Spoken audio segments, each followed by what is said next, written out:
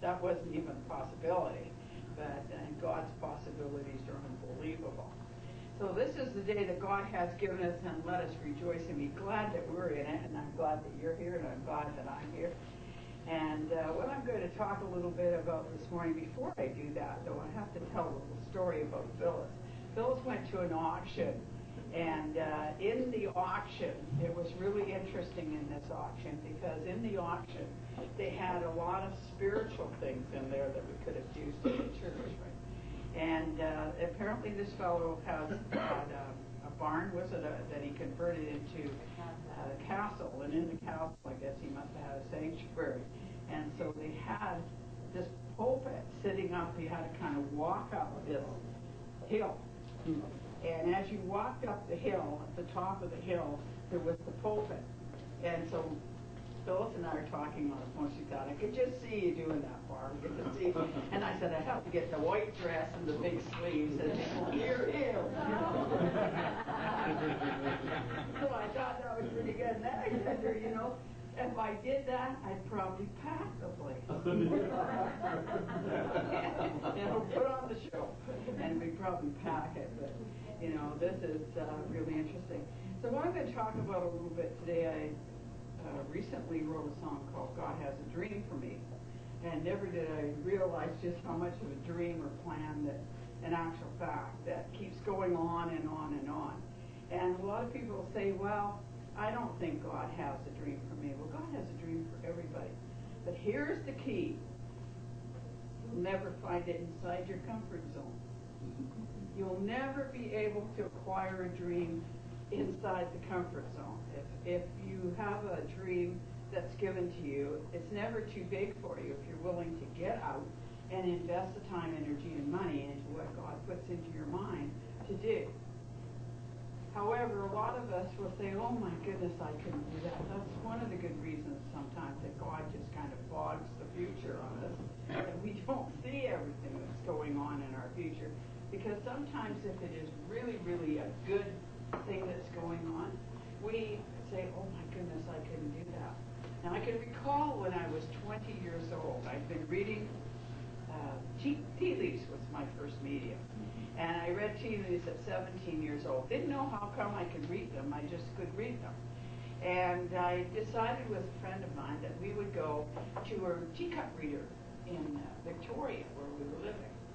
So down we go to see this man, and he looks at me, and he keeps looking at my forehead. And I'm thinking, why is he looking at my forehead? He said, you're wondering why I'm looking at your forehead. I go like this, oh my gosh, he's reading my mind. He said, I'm looking at your aura. Well, at that time, I didn't really, you have to think how many years ago it was that I was 20. We're talking 50 some odd years ago. So we didn't know that much about auras. So he said to me, you have a blue aura, and it tells me you either say your prayers every night or you're a Sunday school teacher. And he goes on and talks to me about how spiritual I am, and I'm, kind of just in shock, because one of the things I had done throughout my young life was I always said my prayers every night, and it felt that's what kind of brought my dad home from overseas. That's what kind of got me through some tough times that don't last, but tough people do, and God toughened me up with these prayers. So he says to me in the process of this about a number of things that I could really relate to, but he gives me a projection for the future. He said, you make a good medium. And I went to myself, I'm not talking to no dead people, not anybody.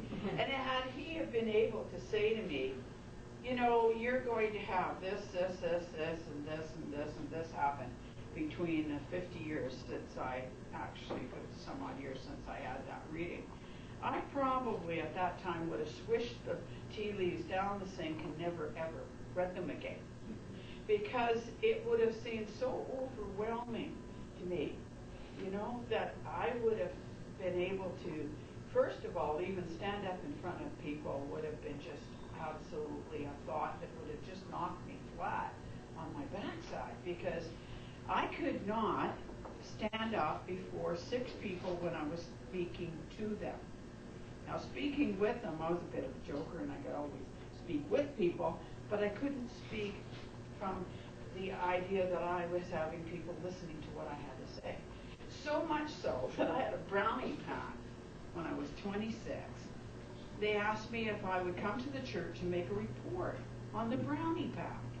And I got so sick, my poor husband had to go and make the brownie report to the church because I just went numb. My tongue was like pringly, and I thought I was going to, be violently ill. I just could not get up there and do that. So thought that God might have a dream for me that someday, that not only would I be speaking to people at churches and things, but in the process I have had television work, radio work. I've spoke among 500 or 600 people in a congregation of people that have been there at lectures and seminars. And I look at it now and I go back and I think, whoa, if God had ever opened that up to me, that would have been it. I probably just would not have continued on. So you never know what actually God does have in mind for you. But the big thing is that when you do get an idea, not to just throw it away. Don't say, well, it's impossible for me to do it. Who am I to think that I can do that? Well, I'm no different than the rest of you are, being the fact that I happen to do speaking or work as a minister or whatever, makes me absolutely no different than the rest of the people that I'm working with. And I say with because I think every member of the church is working to build that church. And so they have dreams. Each one of you have dreams. You have goals. I bet if I sat down with you, I could say to you, tell me something that you always desired to do that you've not accomplished. And you'll have something back there. And so I'm saying to you, if you do have something there, if God did give you a passion or something that you really wanted to do, whether it's tap dancing or art or whatever it is, what is stopping you today from doing that and trying to go forward with that passion? Nothing but fear. We need to be in the comfort zone.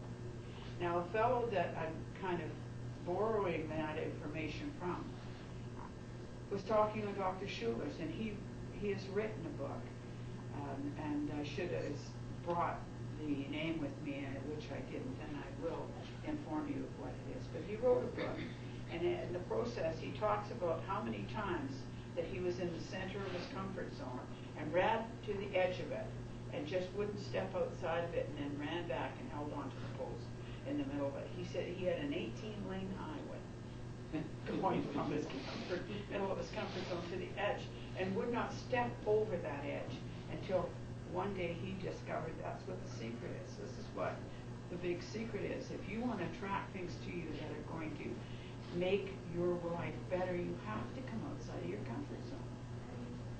You have to say, what is it that I really think God wants me to do? What is the passion that was built in me when I came here? And that's what we really need to do. There's each and every one of you have different talents and different abilities.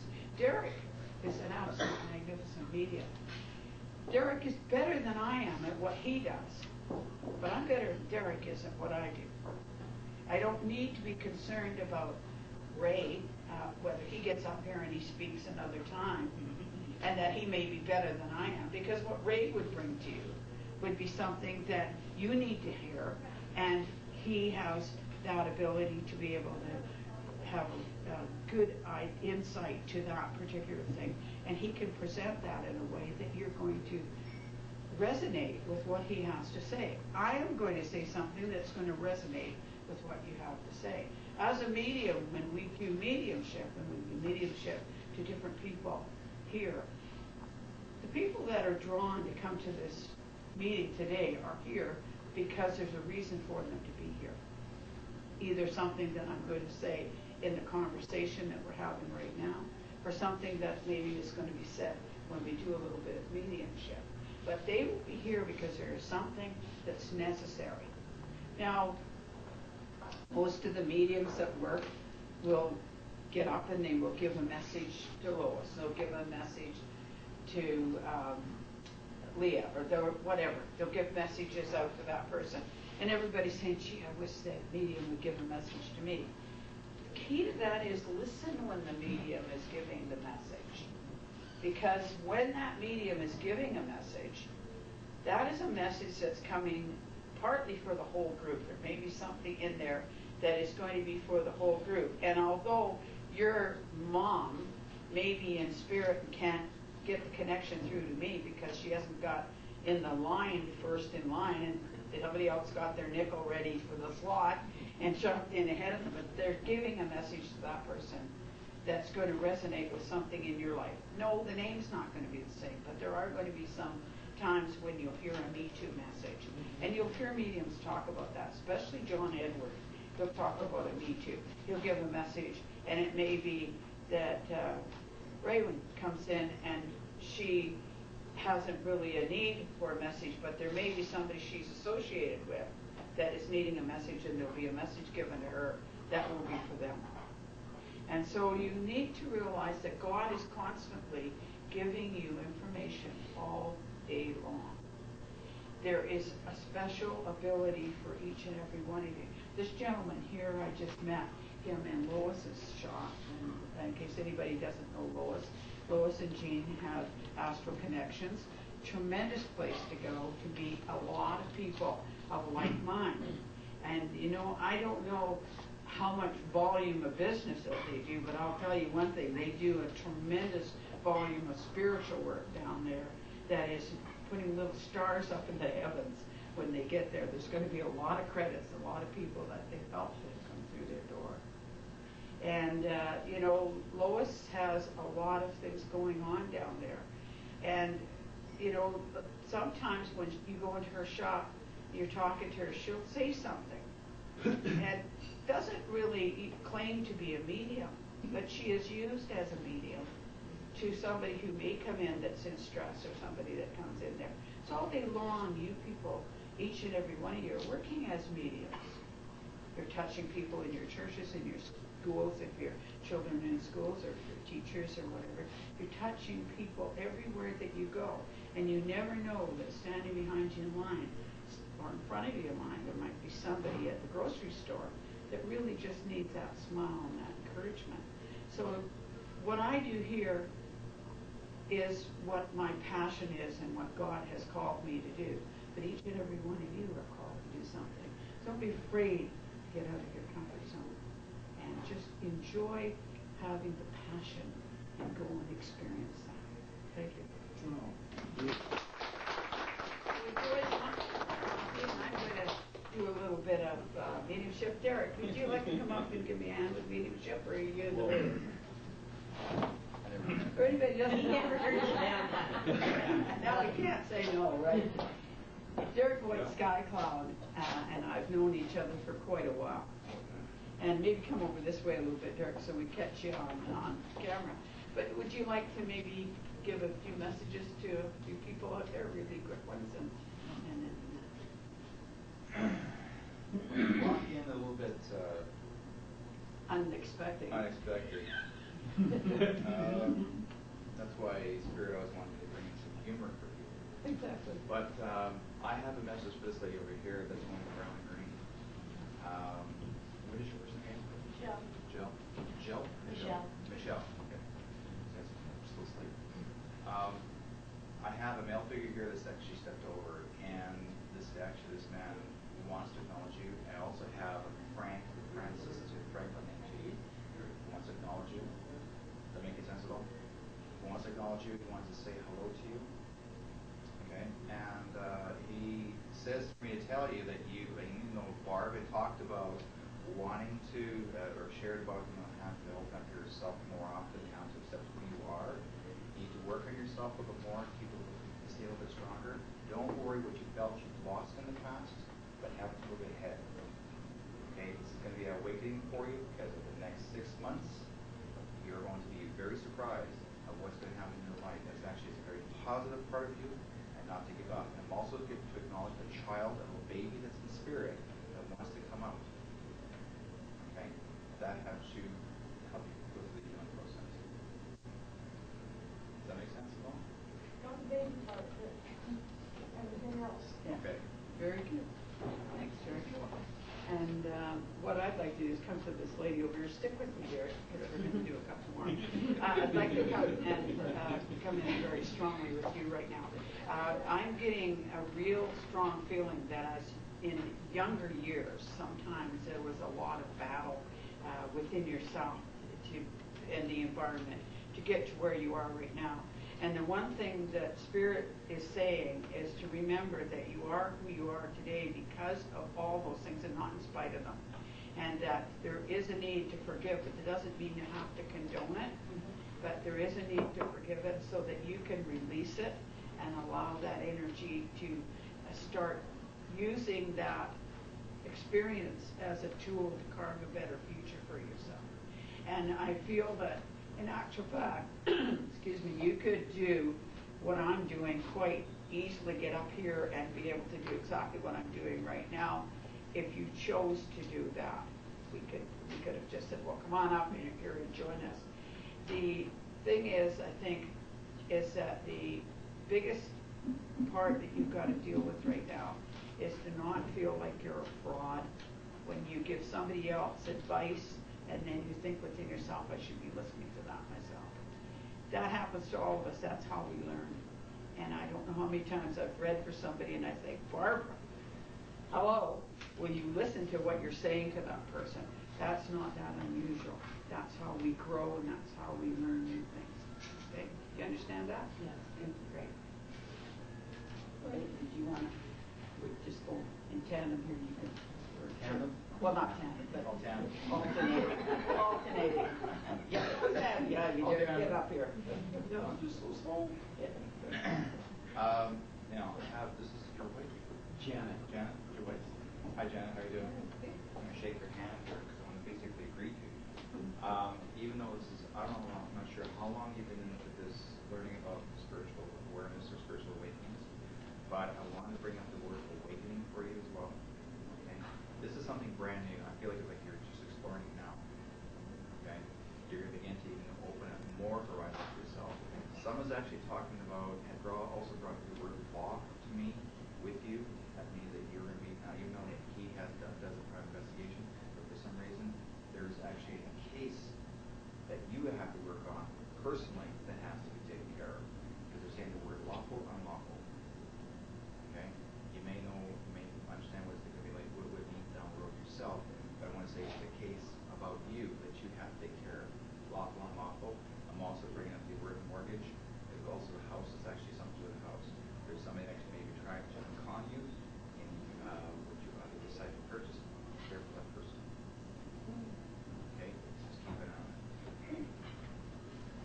Does it make any sense at all? Not right now, but It'll kick in. down the road. It'll kick in. Yeah, this is the thing sometimes that we'll give a message out, and the one thing that you need to realize with mediums, they're not being arrogant. But if they give you a message, and again, we have to kind of expand that because there may be somebody closely related to you too, and that's what we'll find out later. We don't know what it is. It could turn up tomorrow and you say, oh my goodness, that's what it is. But the reader or the medium is not being arrogant when they say, well, I'll leave it with you. Because if they start withdrawing it, then they don't know themselves when they're getting something and they're not. And sometimes it is time will tell and they find out later. So that's really good. And Phyllis, your husband is coming through really, really strong this morning. And the one thing he's saying is that he really wants to see you get that energy level back up and be able to get out and make up for a lot of the time that you had to sit back and not be able to do your own dream that you basically were looking after everybody else's. So I see actually what he's showing me, and he's making me very conscious of the medallion that you have with the crystal on it, and he's throwing a lot of energy coming through that crystal, so he must link really closely with that when he's coming through to you, when you're just sitting quietly. When you wear that particular crystal, it seems to draw a lot of his energy for you. And he said he's with you. You know, just like Dick, he's not left you very far. He didn't want to leave you, and he isn't leaving you now. Okay, hon. That's good. Well, what do you think, Derrick? That was pretty good for the day. We'll let them have coffee and chit-chat. That sounds really good. So just have coffee and ask questions. Help yourself. I have a question. Now, this is not it's not pointed at anything, but it's just a question. God gives us a message to a person. Why can't that person get the same message that he can from Derrick? Why do you have a person giving a message, have a receiver, and then you have one in between? Why is that in-between person capable of giving that message to the other person? In a lot of cases, like for instance, ourselves, for myself, I a lot of times don't listen. People will say to me, do you read your own cards, for instance? I say no. And they say, why? And I say, because I'll go 2 out of 3, 3 out of 5, and 5 out of 7 until I get what I want to hear. You know, if I want to hear something, I'm going to just keep shuffling them until it comes. And then finally, you know, whoever's the messenger that's coming down from God says, look, give her what she wants to hear so she'll quit bugging us here. And then I find out later that what I gave the first time was probably the correct answer. The only time I can actually do a really good reading for myself is when I'm doing demonstrations at the school and I'm showing them how to do the reading, and I'll get about halfway through and I never think to tape it. I tape it for everybody else, but never think to tape the reading that I'm doing at the school, and I find about halfway through it I can resonate with what's going on, and I'm thinking, this is a reading for myself, what's going on here? And so then of course I don't have any ongoing thing that I can go back on and find out exactly how it's progressed, the projections there. The problem is that with ourselves, we'll sometimes put a shield between what's coming through, and they need a medium, which means a go-between, that actually does give you that link.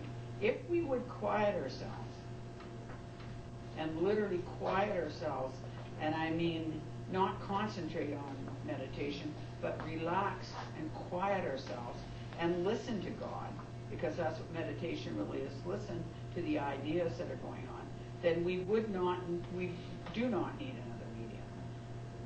Most of the time, as I say, we either do not quieten down enough, or we are so stubborn that I don't want to hear the answer God's given me. I just want to go put my foot in the rabbit hole and fall over, you know. And he's saying, look, you're gonna fall flat in your face. I don't care. I want to do this. So you'll go forward and do it anyway. Good question. Yeah, it is a good question. What's a good question? Barb, and also an answer to that, like, I get messages from people, and I used to, now I break them out. I used to think stupid, right? I mean, you know, some of them, poor Maddie, I'm bugging the heck out of you when this starts. I remember our first one. And it's not funny to me, but I asked that same question, and I finally found the answer for me. Like, why would somebody tell me this instead of them? So yeah, it's a good question. And I go to the old adage that even Christ had to leave home to get recognized. And I think that kind of answers a little bit. Exactly. I just want to share why I came in, and long before I ever met you, I was had some friends here from New Zealand. I was just beginning my spiritual quest and my church request, and they asked me if there was such a thing as a spiritualist church. Yes. And I told them they were nuts. But I looked it up in the phone book, and I found the one on Broadway in Maine. And we went to that meeting, Yes. and the message was totally crossed. I sat between my friend and her mother, and afterwards, everything that she had said to this person, she knew everything what she was talking about. I knew nothing, but everything she'd said to her, I related to. But when the end of the thing came, there was a message, but we didn't get it. So she said to us, Danelle, does that name ring a bell? And we all said no. So we go home. The first thing I said to so did you go? My husband, he didn't want to go, right? And he said, we told him what happened, and he said, who was the last person you spoke to on the telephone as you were going out the door? And I went, Don Elder. And she was saying Danelda. Yeah. And I'm going, oh my God. I missed the message because we didn't make the connection. But when he passed away, 3 people knew before I did the exact moments. And the doctor was driving down the freeway. He got the vision. My friend was calling me. She put down the phone because she got a message. And none of these were spiritual people. No, exactly. Everybody's a medium. Right. Yeah. And she put down the phone because she felt that I needed the phone. And I went upstairs to tell my neighbor, and she said, I know. And I said, how can you know? I just got the phone call. She said, he's already been here in spirit. Yeah. There's 3 people here, so that started me questioning Exactly. this spiritual realm. Exactly. Go ahead, Rich. Well, I was just going to comment on your presentation there. Speaking out of your comfort zone, or getting out of your comfort zone to bring the desires and your dreams into reality. And that really hit me hard because that's exactly where all the creative juices start to happen.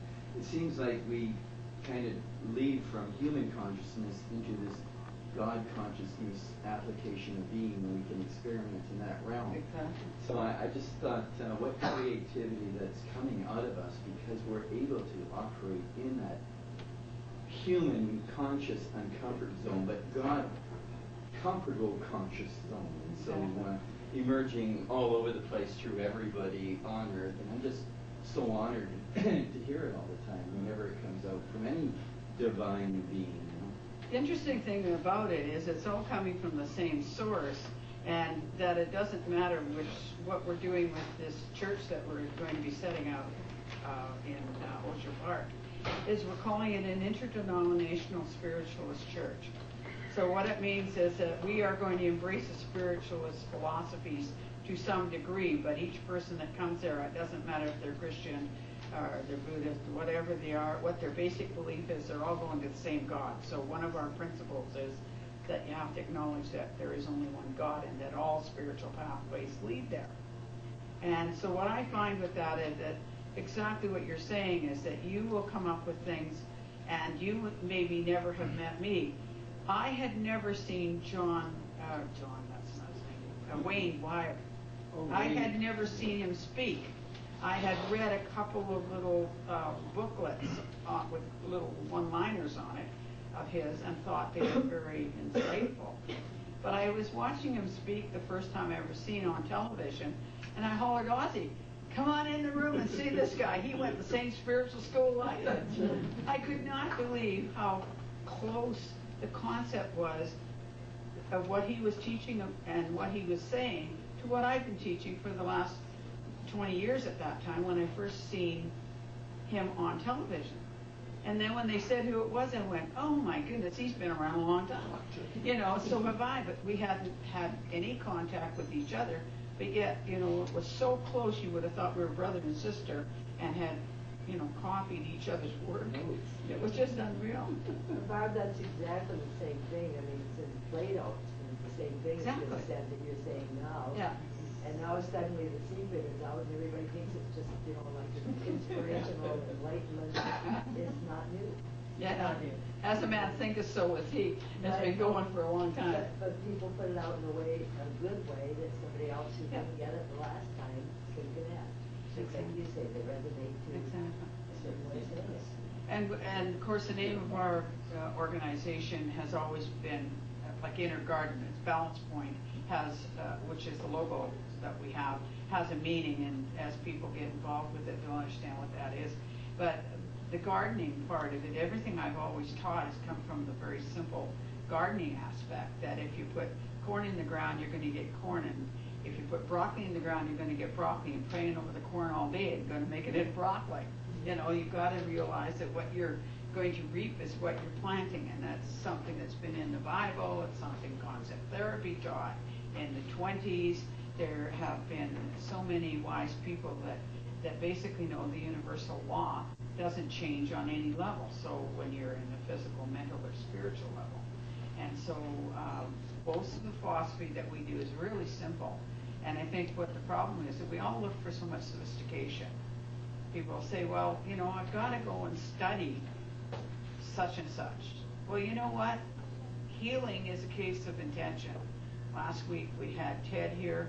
He's saying intention, like intend something, put that idea up to God, and have the direction go by attention. So if I'm paying attention to the person that I'm sending the healing for, all they need to do is to have Lynn phone me up and say, I want healing for my sister, say. And all I have to do is say, okay, Lynn, I'll send a healing. The minute I say that, God has got that already going. The minute she's asked me, that energy's going, we're linking, and it's multiplying, multiplying, multiplying. And so this is something that I think we have to realize, not to get ourselves so sophisticated and think, we have to have all these courses. And there's nothing wrong with education, having those things behind your name and having the knowledge. I mean, doctors use spirit through them if they're the good doctors, but they take the education to know where to put the hands and know if they reach, something says reach behind that kidney even though they're not looking for something. They know where the kidney is. They know what it should feel like, and they feel a tumor there that wasn't showing up anywhere. Sometimes it's the education basic with what God has sent as the energy. But definitely, for sure, you don't have to be educated. A smile heals, a touch heals, an intention heals, and that's all we need is an intention. Okay, guys, let's have a break. Have more coffee, and it's the guys that have to go and chase off to their own church.